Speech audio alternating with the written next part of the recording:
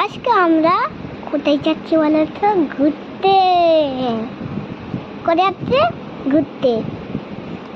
আর বলো, সবসময় আমি পড়াশোনা করি, সবসময় আমি বই পড়ি, লিখি, আন্টির কাছে টিউশন যাই, আর কি বলে তো স্কুল যাই, ওই জন্য বলো।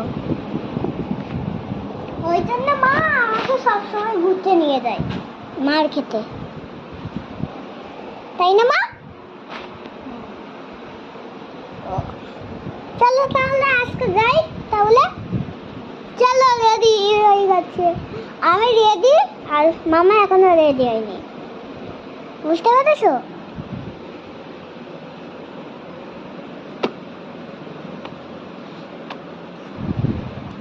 আচ্ছা, তো লাগিয়ে দাও, আমি আসি না।